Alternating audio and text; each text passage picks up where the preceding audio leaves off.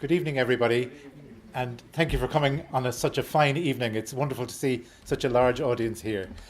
I'm going to talk to you this evening on the subject of retirement and you, and really just take you on a journey through that, things to watch out for, things to mind, and just pointers for your transition from the world of work to the world of retirement. It may not be you, it could be a family member or a friend, but it applies to everybody. So who are the Retirement Planning Council? Well, we're in existence for over 40 years and we provide impartial advice. So we're not tied to any financial institution. We're not trying to push people in any one direction. We have a lifestyle and financial focus. We're available to people forever. So anybody who does one of our courses, we provide lifetime support either by telephone or by email for the rest of their lives. So you can contact us anytime you like and we'll help you in whatever way we can. We run courses, 2-day courses every week in Dublin, and we also run courses around the country. So typically we run courses in Kilkenny, Waterford, Cork, Limerick and Galway, and anywhere else there is a demand. You can come on these courses either as an individual or sponsored by an employer. Either way, we're happy to have you and happy to work with you. We also run executive courses, so one-to-one courses, particularly for senior executives. We are a not-for-profit organisation and we have a voluntary board. Now, in 2015, we did some research. So we interviewed people before they did our training courses, and these were the numbers that came out. 52% of people did not feel ready to retire. They felt they still had plenty of life left, and why would I be retiring? 55% were uncertain that 65 was the right age to retire, and this particularly came into play when the state pension age increased from 65 to 66, and it's going again to 67 and 68 over the coming years. 44% of people were worried, apprehensive or indifferent about their retirement. 65% were most concerned about managing financially, and that's usually what people think. How am I going to cope when I'm not earning as much money? So these were the numbers for people pre-doing one of our courses. We then interviewed the same people after they'd done one of our courses, and the numbers equally are interesting. 66% of people changed their mind about how they felt about retirement. Big change. 95% were excited and optimistic. They actually saw a future. From being worried about their future, they now saw that there were great opportunities and lots of things they wanted to do. 25% were most concerned about financial issues, so a big drop from the 66% to 25%. And 50% recognised the biggest challenge would be managing the transition to full-time retirement, however they viewed that. So some people might decide that they weren't going to work again, or they weren't going to volunteer, that they were simply going to get involved with hobbies or with family, but that the change from full-time working was the thing that concerned them most. And we'll talk a little bit more about that as we go on. If you want to have a successful retirement, the things on the screen now are things you really need to think about. So the first thing is have a positive attitude. I was at a wedding not so long ago, and an elderly lady was sharing the table with me, and she'd had rather a large amount of gin to drink. And she said to me, "Could you help me?" And I said, "If I can, I will." She said, "You know this thing about the glass half full and the glass half empty?" I said, "Yes." She said, "Can you tell me why they don't just fill the bloody glass?" You also need to have a clear vision of the type of life you want. So looking at retirement, typically we think of retirement as a few years. Realistically, with the increase in life expectancy, retirement is likely to be between 25 and 30 years. So it's a long time, and you need to think, what do I want to achieve in that time? You need to also have a healthy approach to both physical and mental aging. So we think about keeping physically fit by keeping active and exercising, but how are we going to keep mentally fit? And that's really about challenging ourselves. So in the world of work, we use our skills and we also try and have a challenge. We're looking to achieve things. What are we going to do when the world of work is no more? You need also to have a positive view of work, however you view work, but it should be positive. And really, a lot of people spend time looking backwards, and we would encourage people to look forwards, not to be living in the past, but be looking towards the future. You need to nurture family and personal relationships, and again, we'll come on to that in a little bit. You need to develop an active social network. And I don't mean Facebook and Twitter and all of those things, okay? It's people we're talking about. You need to connect with people. And many of the people you want to connect with will still be working. So that 9 to 5 period, how are you going to socialize with people? Who are you going to socialize with? You'll still be able to socialize with your friends in the evenings and at weekends, but who's around during the daytime? One guy who did a course recently described it to me as he missed warm bodies. He said, I can ring people, I can email people, but it's not the same. So developing new social networks, getting involved with other humans is very important. You need also to have a balanced approach to leisure. And very often when people retire, they take up a hobby, and it's almost like the pendulum swings too far. They become addicted to the hobby, and you need to get a balance. It'll settle again, but you need to get a balance in relation to that. And you also need to maintain financial comfort. So they're the 8 keys to having a successful retirement.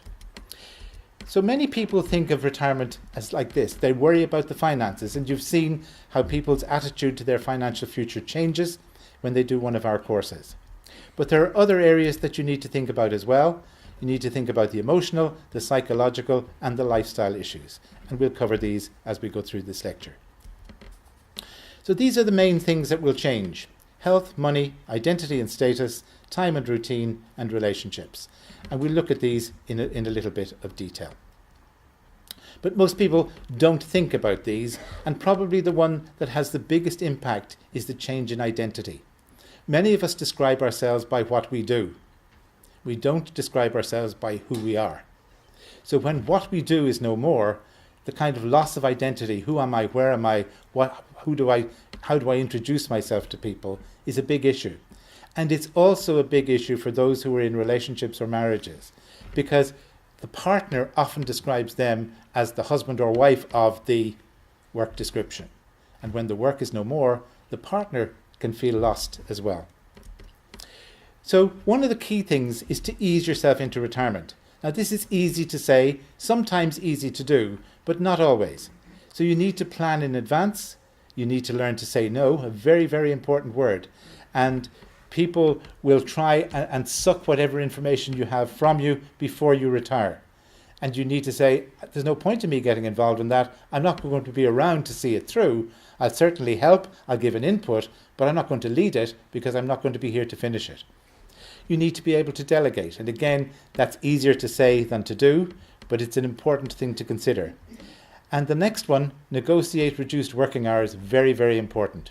So if you can reduce from a 5-day week to a 4-day week to a 3-day week, so you transition in stages to your retirement, that means that your transition is going to be much smoother and much easier. And you'll have a longer, healthier and happier retirement. Develop new activities during that time, so as you're stepping back at work, you need to step up your non-work activities to help you prepare for retirement. Choose when to retire. Again, this may or may not be possible, but if you can, try and leave the world of work in the spring or early summer. Typically, people who retire earlier in the year make the transition to retirement much more smoothly. Days are longer, days are brighter, weather's better, people are out and about. People who retire later in the year, typically November, December time, find the transition much more difficult. Just imagine you're busy at work, and suddenly work is gone, and you're looking out the window on a dark, wet November day. What are you going to do? If you haven't got a plan, that's a really stressful time. So if you can negotiate it, if you can afford it, try and leave the world of work in spring or early summer. We talked a little bit about identity, so you need to decide who you are now. If you're leaving your work identity behind you, who are you now? And we would recommend that you make a list of identities. So father, mother, son, daughter, parent, grandparent, and so on. Make a list of your identities. And then prioritize that list. Now, if you're in a relationship, we would encourage both partners to make this list. But be very careful. If you're in a partnership, you need to prioritize so that you're not insulting your partner. When you decide what your new identities are, then you can start living those. And there are many ways that you can do that. And people don't need to know what you were before. You're starting almost with a blank sheet, which allows you to be whatever you want to be. Tap back into and develop new hobbies. So people tend to have a hobby, or they may have had a hobby that they were very passionate about, but got so busy that the hobby dropped off. Now this may be a chance to revisit that hobby or to develop new hobbies. And we would ask you to think about the things that are on screen now. What hobbies are mental? What hobbies are physical? What hobbies are group? What hobbies are individual? What hobbies can you do in the summer and can you do in the winter? And try and address all of those issues. It is very unlikely that one hobby will fit all of those categories. So you may have to have more than one, but try them. And I would say when you're looking at hobbies, sample is a key technique. You don't have to spend thousands buying a set of golf clubs and then find you don't like golf. When my children were young, I used to get requests, "Daddy, Daddy, can we have a pony?" And I said, "I tell you what, we'll borrow a riding helmet and you can see if you like ponies." I never bought a pony. You also need to be wary of developing bad habits. So what we mean here is that it's very easy to slip into bad habits. For example, you're sitting watching television, it's about 11 o'clock at night, you think it's about time to go to bed, and suddenly you zap across the channels and you find a movie that doesn't finish till 3 in the morning. "Oh, let's watch this. Sure, I don't have to be up in the morning." Tell you what, let's open another bottle of wine while we're watching it. And suddenly bad habits develop. The other one is that grazing can happen. So you're looking at the clock, you say, "I've got an appointment there in half an hour. Sure, it's not worth starting anything else. Tell you what, let's make a pot of coffee and I'll grab another handful of biscuits," and suddenly you're grazing in a way that you would not do if you were at work. So really the questions to ask yourself is, would I be doing this if I was at work? And secondly, is it healthy? Consider using your skills and expertise elsewhere. So again, on screen you'll see a lot of options. One of the things that a lot of people do is volunteer. But how would you decide what organisations to volunteer with? The kind of picture I have in my mind is walking down Grafton Street and people are shaking collecting boxes under my nose every few yards. Some boxes I happily walk past. Other boxes I will contribute to. So the organisations where I will contribute financially, I identify with in some way. And if you're going to volunteer, think who would you be happy to support financially, and then think what volunteering opportunities are there with that organisation. I would also suggest that you are very careful with your time. All organisations who want volunteers will generally take as much time as you're prepared to give. So if you start volunteering 5 days a week, then you find after a few weeks, I'm not getting to the things I really want to do. So I would suggest, and we would suggest, that you start small. Start volunteering 1 day a week or 2 days a week. You can extend that to 3, 4 or 5 days if you wish, but it's much easier to extend it rather than try and wind it back. You need to plan your routine, and this is very important. You've had a very clear routine while you've been working. You know what time you set the alarm clock, you know how long it takes to commute to work, you know roughly how long your working day is, you know how long your commute home is, and you know what time you have for non-work activities.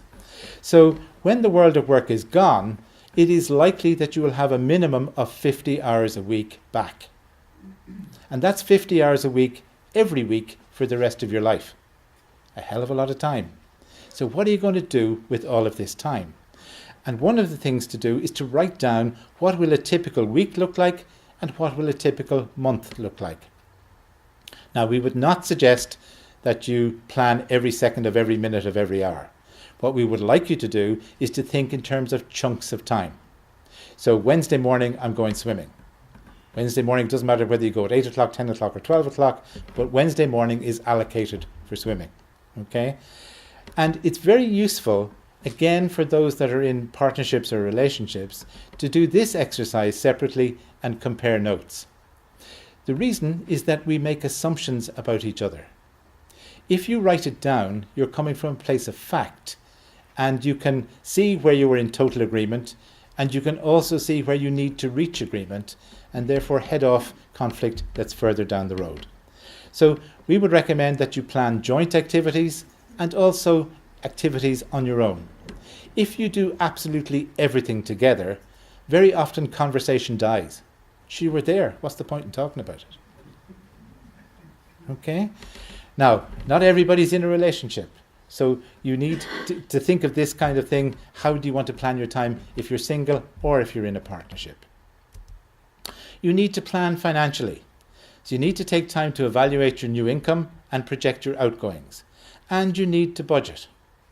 And most people really get quite pleasant surprise. Although their income is less, their tax will also be less, and the net position may not be as bad as you fear. And the line there that says including miscellaneous expenditure, we would absolutely encourage you to budget for miscellaneous expenditure. The reason for this is that it is very easy for money to leak away when you're in retirement. When you're working, it's actually quite difficult to spend money. When you're not working, it's a cup of coffee here, let's go out for lunch today, oh, that's a nice book, there's a nice jacket, and suddenly money is leaking away. So we would suggest that you allocate a sum each month for miscellaneous expenditure. And a bit like the ad on the radio, when it's gone, it's gone. Okay, you wait till the next month till you get your next budget, and then you work away on that. We would also encourage you to travel, and we would suggest you do that when you can. Many people have long-term travel plans and long-haul travel plans. We'll go and see the sun in Australia. And they say, yeah, we'll save up for that. We'll do that for my 75th birthday. That's 10 years away if you're retiring at 65. Who knows what state you're going to be in when you're 75? So go and do the travel while you can. If nothing else, the recovery from crossing time zones will be far easier the younger you are. You also need to plan legally. So for example, have you made a will? Most people make a will when they take out a mortgage. How many times have you ever reviewed that will? Really, the will needs to be reviewed about every 5 years because circumstances change. People are no longer around. I fell out with my third cousin, he's not going to inherit the farm, kind of stuff. Okay? So do review it. Assets change and people change. And you might also consider setting up a power of attorney or an enduring power of attorney to cater for the situation where you are no longer able to manage your own affairs. Now you must do this while you are of sound mental mind, because a GP must certify that you are fit and sound when you drew up this power of attorney. It's not possible for you to develop Alzheimer's and then put a power of attorney in place. You must do it while you're fit. And the last line on screen is very sobering. Remember, one of every couple will be single someday. So lots of people will have a will, and both partners will have a will. If I die, everything goes to my partner. If my partner dies, everything comes to me. But do the wills cater for the situation where you both go together? God forbid you're in a plane crash or a car crash, but what happens to your estates if you both go together? Again, you can download wills from the internet, you can buy a will from a stationer, but we would absolutely recommend you get a solicitor and get legal advice so that you don't set up problems for those that come after you. We would also suggest that you resist bringing your work self home. These are kind of things where people say comments like, we need to have a meeting about that. Or time and motion. I've been watching you. I've seen what you've been doing this morning. If it was me now, I'd do that very differently. I'd do it in half the time. Right? You can imagine what will happen in those circumstances. So things like, where are you going? Can be a big issue. Do you have to? How long will you be? And can I come too? They're like red rags to people, okay? The work habits we're talking about, we need to meet about that. Why? Or planning. I've just planned our holidays for the year, but I don't want to go there. Well, I got a great deal on the internet. Or reporting. Why didn't you tell me you were going to do that? Okay? Or control. By the way, who is in charge here? Okay? So those kind of things are very easy to import in And you just need to be mindful that you're not annoying or antagonizing those that you live with. Remember, retirement is 24/7, 365, and these are the kind of issues that can come up for a lot of people. So people start looking at their expenses and they say, maybe we could do with one car. Do we really need 2 cars? And the answer to that is, no, we don't, provided mine is the one that stays. Many people think about moving house, and a lot of people spend a lot of time and energy investigating downsizing. Most people do not move. They look at it, they look at the costs of it, they think, we know the neighbours, we're embedded in this community, we know the way around, people know us. Yeah, the house is too big, but sure, maybe the grandchildren want to sleep over, we need the extra bedrooms, and people generally don't move house. But there also are practical things to consider. Who's going to do the shopping, the cleaning, the gardening, the ironing? They all happened when you were at work. Who's going to do them now? Do I need to cancel memberships? No longer need to spend money on a membership. And the last 3 also come into play, and particularly with the word no that I mentioned earlier. So very often people make assumptions. You've nothing else to do. You'll mind the grandkids, won't you? And I came across a guy a little over a year ago now who did one of our courses, and he said, I resent my daughter. I said, what? He said, yeah. He said, when I was at work, she had her 3 children in a creche. When I stopped working, she assumed that her mom and I would mind the 3 kids all day, every day. And we were foolish enough to say yes. And what happened was that they were left with the children longer and longer. So there'd be a phone call that said, traffic's bad, I won't be there for another half an hour. Got to work late tonight, can you keep them till 8? When they were in a creche, she got fined if she didn't pick them up on time. When they were with the grandparents, it made no difference. But what happened was the activities that the grandparents had planned for the evening were compromised. They couldn't go to the theatre, they couldn't go for a walk because they still had the grandkids. So he hit on a plan. He set up 3 bank accounts and charged his daughter half creche fees. Divided the money, lodged it for each of the children, but never told her. But because she was now paying something, it put manners on her. Now, you might think that's a bit drastic, but that's what this guy did. But it's really to illustrate the point that people assume you have nothing else to do. And it can also happen with the care of elderly relatives. So while you're working, all the siblings have a rota. You do Monday, I'll do Tuesday, Wednesday, and so on. You retire, and the other siblings think, you've nothing else to do. You can go up there every day. I'm off the hook. And you need to say, no, I'll do my share, I'll do my duty, but I'm not doing yours as well. And again, you can start, be strong at the beginning. If you do change your mind, if you do need to do more, you can do it on a phased basis rather than getting lumbered with it and then find it very difficult to back out of it. Grow your social network. So 80% of our human contacts are at work and 20% are family and friends. So you need to ask yourself, what percentage of the 80% will I retain? And if you think of the people you work with, some people you want to keep in touch with, other people you'd be very happy if you never ever saw them again. So it's about thinking, what percentage of that do I want to retain? But remember, a lot of that 80% or that percentage that you want to retain are still going to be working. So they won't be available to socialize with you during the daytime. And you've probably had the experience where retired members of staff come back into the workplace. I was just passing. Yeah, great, I'm terribly busy. There was a time when people had time and they'd sit down and have a cup of tea and hear about the old days and how great they were. Really, the world of work has changed so much that we don't have time for that these days. So when the person comes in, they're treated almost casually and they're a nuisance. And you don't want to be that person. You don't want to be that nuisance. So think about new social networks. And where will you find them? What activities will you get engaged in? For men, one of the really important groups are men's sheds. And the reason they're very important is that it is well known that men talk to each other side by side and women talk to each other face to face. If a man is facing another man, he'll typically say, did you see the match last night? But he won't say, I'm feeling pretty awful. But if they're focused on doing something together, that kind of conversation often happens. So men talk to each other side by side, women talk to each other face to face. But there are all sorts of social networks you might join. It might be around a sport, it might be around a hobby. And a great source of what's going on locally is your local library. Many things that are happening in your community are advertised through your local library.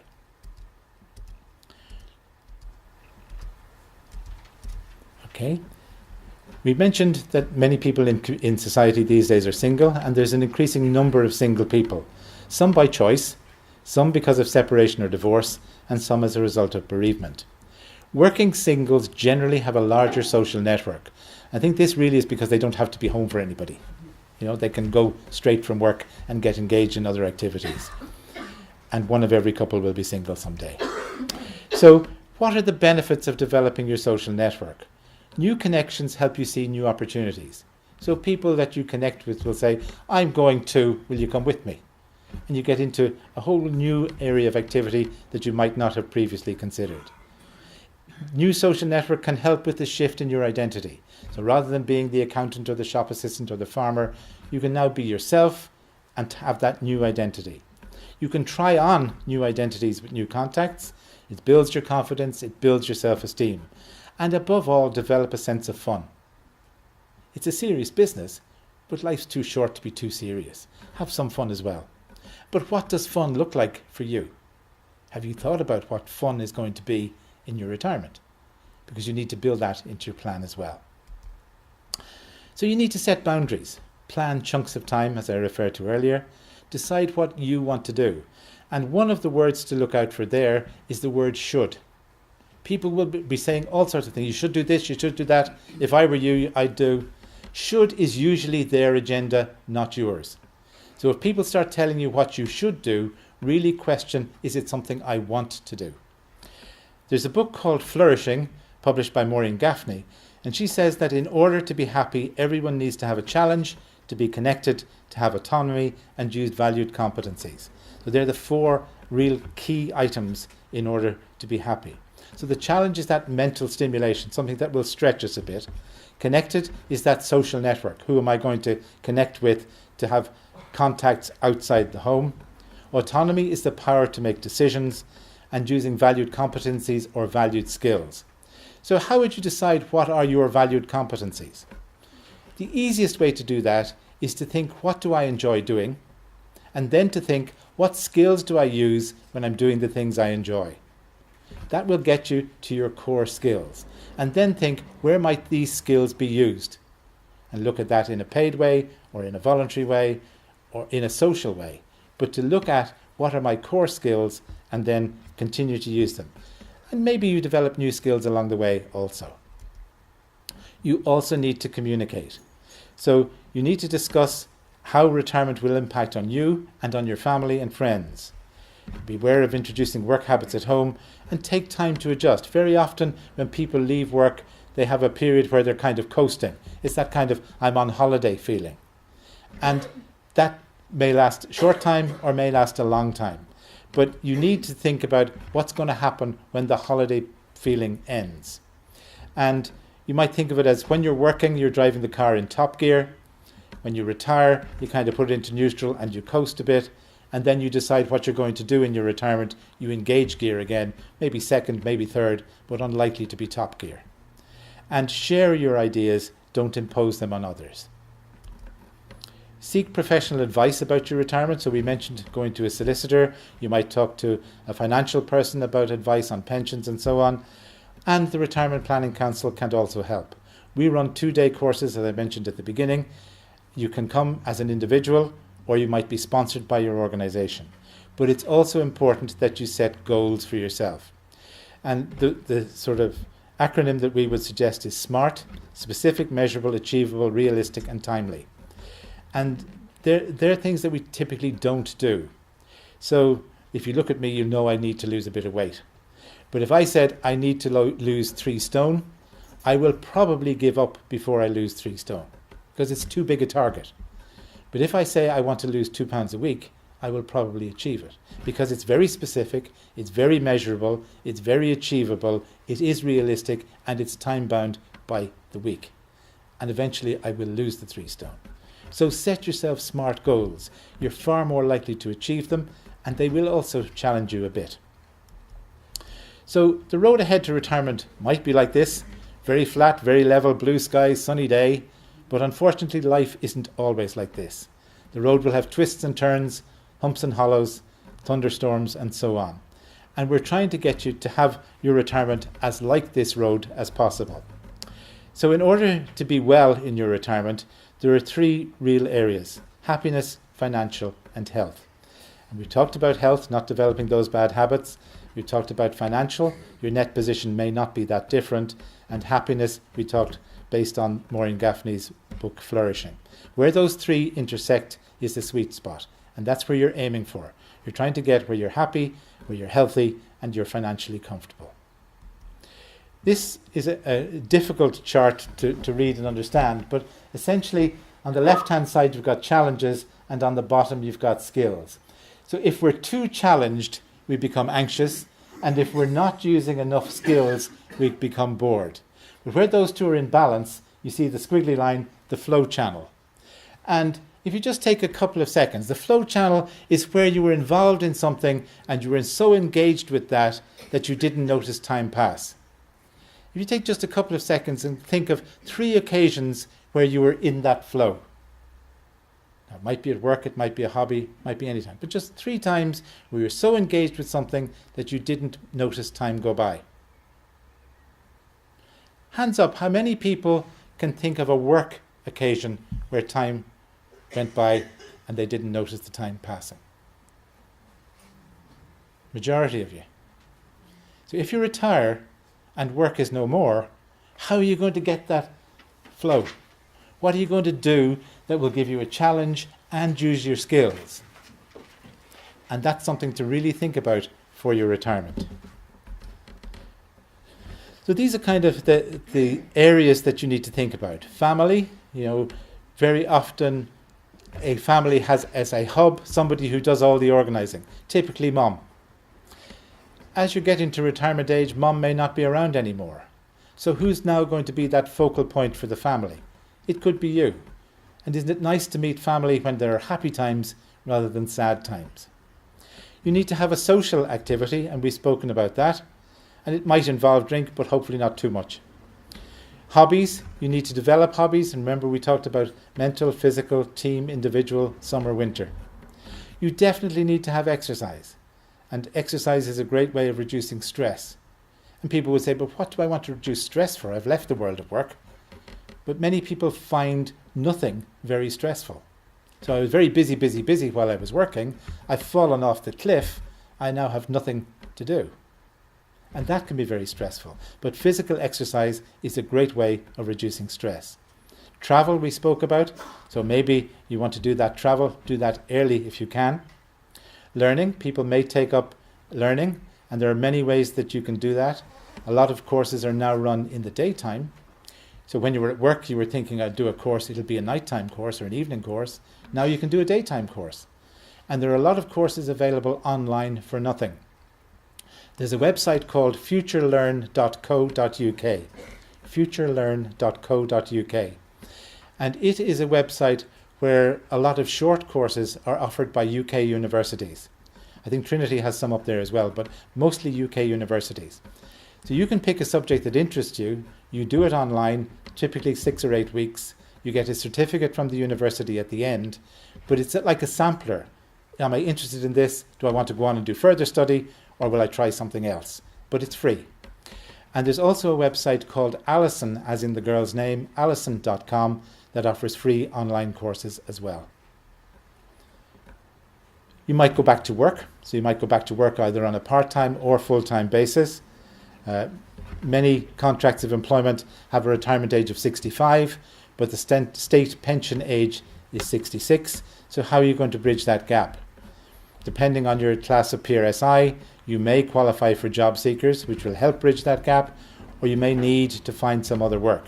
So think about, how am I going to do that? What do I want to do? And volunteering, we've spoken about. Volunteer for those organizations that you identify with. So in order to have an effective plan, you need to have structure, you need to be productive, you need to have leisure activities, and you need to do something different. And the detail is on screen. One of the things that people don't think about is doing something different. But there's a pal of mine who, when he got to 60, decided he was going to do something different every month. So since he's been 60, he's been in a hot air balloon, he's had a flying lesson, he's been on the open top bus tour of Dublin, he's visited museums and art galleries. Didn't have to spend a lot of money on some of the activities, but he's doing something different every month. Now, not things off his bucket list particularly, but just something different that gives him that challenge, that interest, that something to talk about and meet other people. These are really the elements. If you're developing a plan, you need to think about these. So think differently. Don't keep doing the same old things. Think differently. Plan for chunks of time. So not every second of every minute, but chunks of time. Have a daily routine. What am I going to do Monday, Tuesday, Wednesday, and so on? Have one or more leisure pursuits. Include something productive so you get something back for the time you invest. Do different things. Don't keep doing the same things over and over. And enjoy what you've earned. So really important that you have some fun. And maintain a positive perspective. Fill that glass. Okay. So really, to finish up, we're saying enjoy your retirement. Life expectancy continues to rise. So the average life expectancy now for a male is some 20 years beyond 65. Females 3 or 4 years longer. So you're probably going to live, your probability of living beyond 90 is 47% if you're a male and 55% if you're a woman. Some people are excited by that. I've 25, 30 years to do loads of things. Other people see this as a nightmare. Try and enjoy it.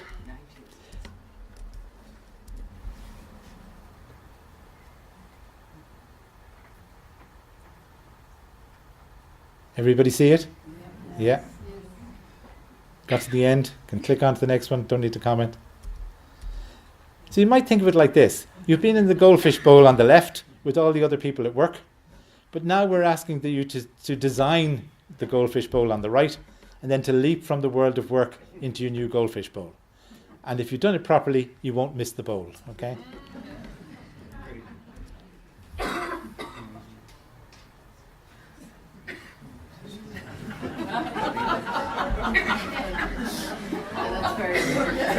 That's very good. Okay. Would you like me to read it down the back? Can you see it? I finally made it. Silver in the hair, gold in the teeth, stones in the kidneys, sugar in the blood, lead in the feet, iron in the arteries. I never thought I'd accumulate such wealth. Enjoy retirement. Remember, you can't take your money with you. You've heard the phrase, there are no pockets in a shroud. Well, I've told my 3 children, expect to inherit my debt. Okay? They won't, but I'm simply saying, I'm not going to remortgage to get a deposit for you. I'm not going to buy you a car. If you're in trouble, I'll help you, but I'm not going to be the bank of dad. So enjoy what you've earned. And the picture here is probably small. You may not be able to read the text underneath it. Under missed opportunities says, yes, that train has left the station. No, there won't be another one. Okay? So the coming years are packed with opportunity. You've got a lot of things to look forward to. Make sure that you make the most of it and enjoy your retirement. Have the time of your life. Thank you.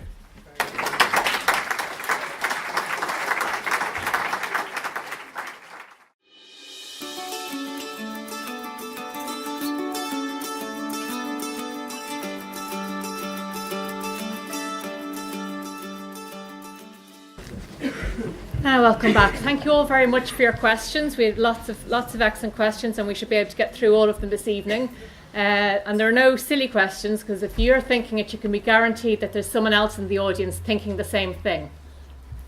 So we're going to work through them. The first one, Derek, when am I going to retire? Tom wants to know. When am I going to retire? I think the answer to that is I'm still planning it. Great stuff. The next one, if you are unsure of your decision, that is, you cannot make up your mind to retire or not to retire, is this telling me that I am not ready?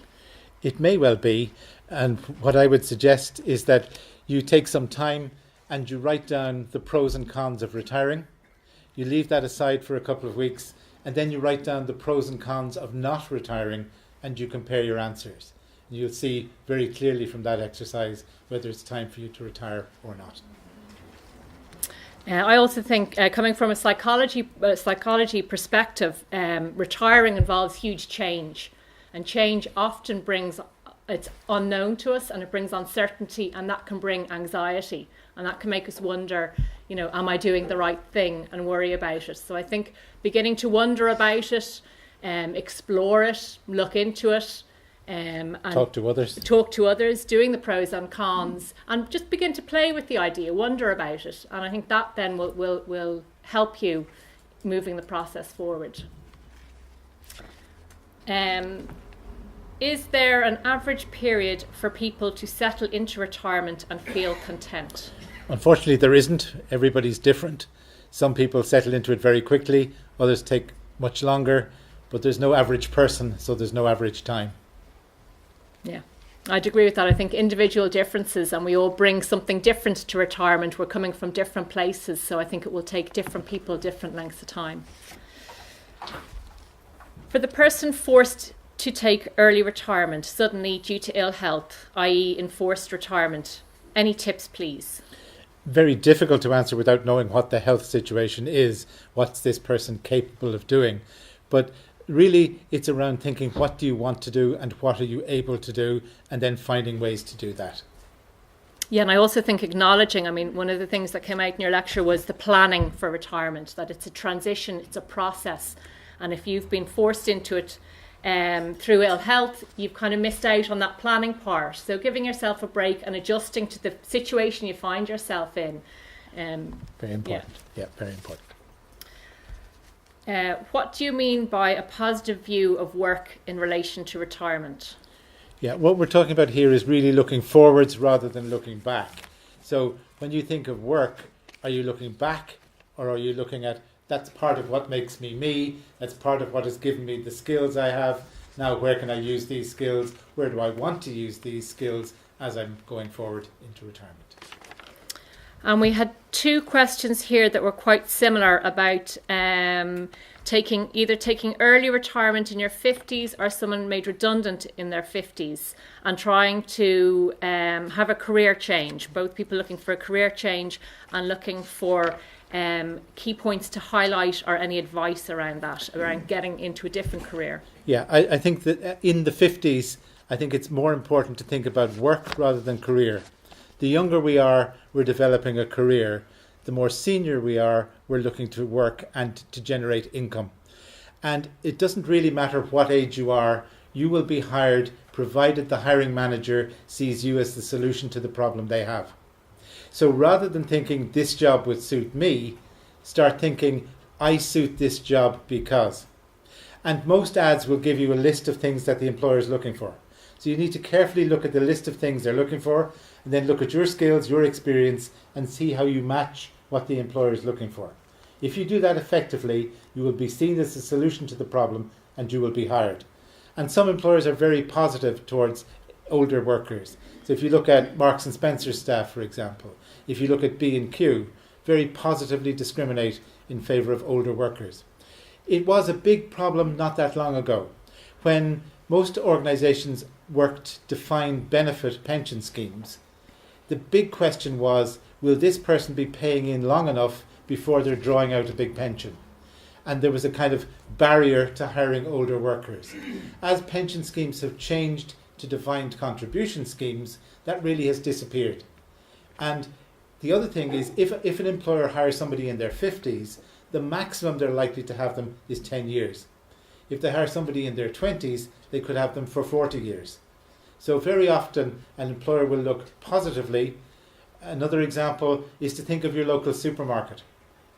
So if you think of your supermarket and turn the clock back 20 years, who was working in the supermarket? Typically young, female, early school leavers or single moms. If you look at the supermarket today, and I'm not suggesting you go work in a supermarket unless you want to, but if you look at a supermarket today, a lot of older staff and a lot of male staff that you would never have seen 20 years ago. And the reason is that employers view them positively. Here are people with experience. Here are people who know about customer service. Here are people who have eyes and ears who will say, there is a spill, we need to clear it up. And therefore, older workers are valued in a way that they used not to be. You said most people who plan for downsizing never do it. Is this because they leave it too late, i.e. when they're over 70?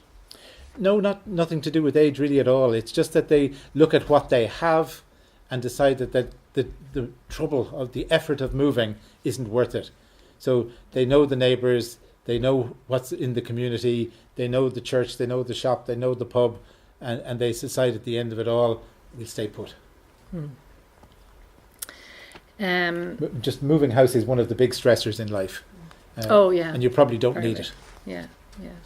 And I think community is very important as well. The community that you've brought your children up in, or that you've lived in for a long time. You know, moving. You need to be very careful about moving to a new community. And whether people will be around during the day, people that you know.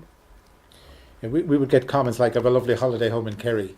Well, have you been there in the depths of winter?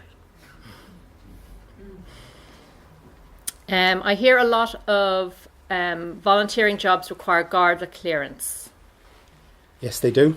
Yeah. And each organisation must get Garda clearance for you. So you can't get Garda clearance once and have it for any organisation. Each organisation must apply on your behalf. It is getting quicker, but it is slow. It takes weeks and sometimes months to get Garda clearance. And on the same sheet, any cheap travel insurance or cheap companies for retirees' travel? I think there's two things there. If you're retired, you've got plenty of time to go look for it.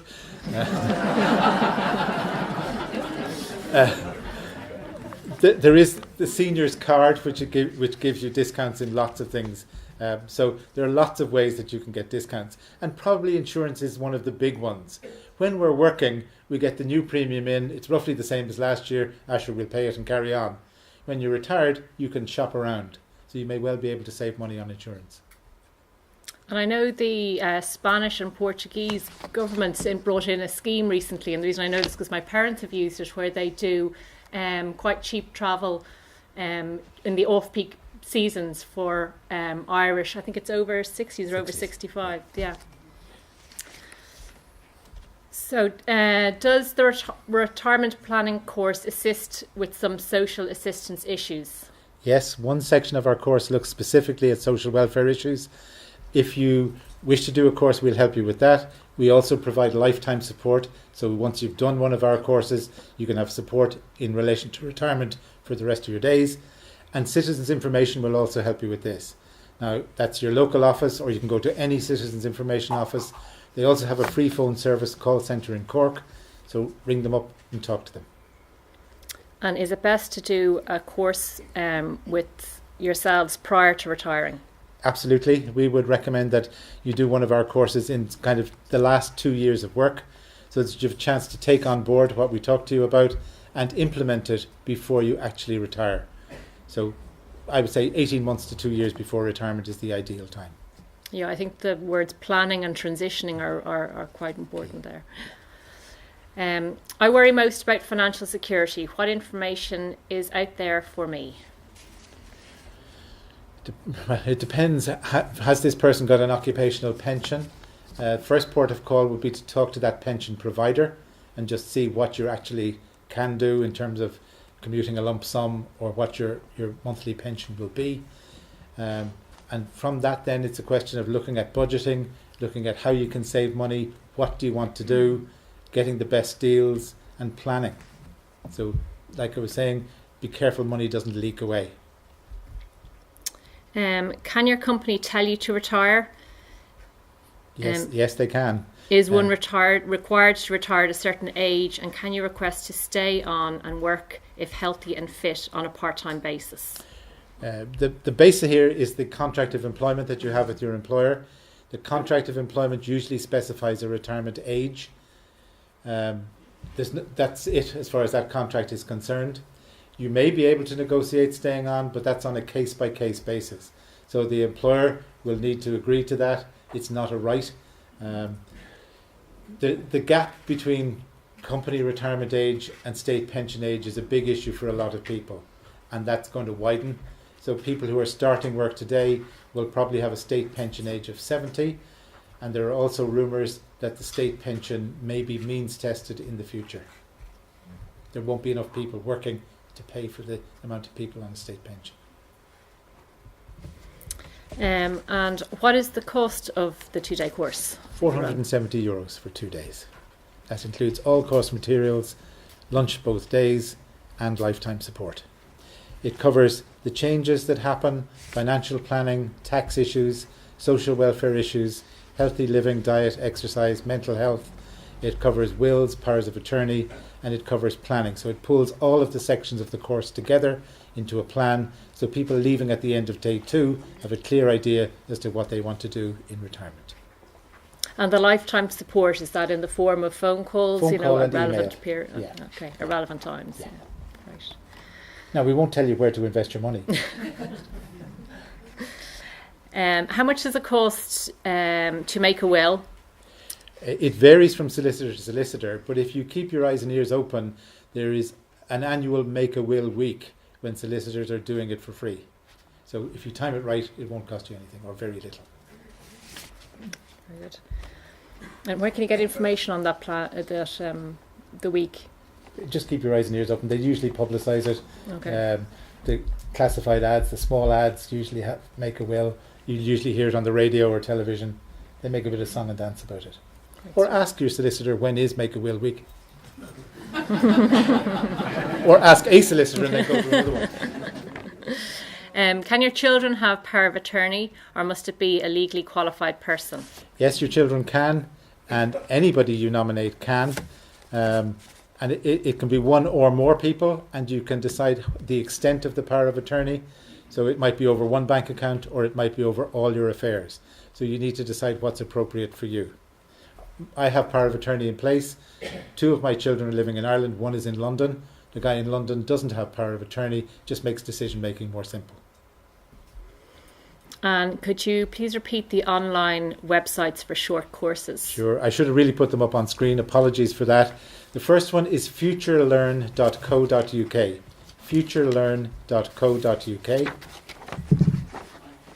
And the second one is Alison, as in the girl's name, ALISON, alison.com.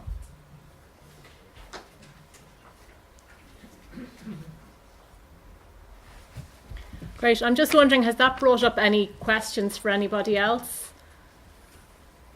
I just want to ask, when you said about that social welfare may not be available to everybody at a certain age, in the future. Yes. Are you talking about people who pay PRSI, or Yeah. even people that have Yeah. paid that? Yeah, it may be means tested. Now, there are only rumblings about it at this stage. Right. And I think if you've been paying, for a number of years, you're probably going to be okay. It will be introduced for new entrants into the social welfare system, I think. So it's going to take a long time to work through.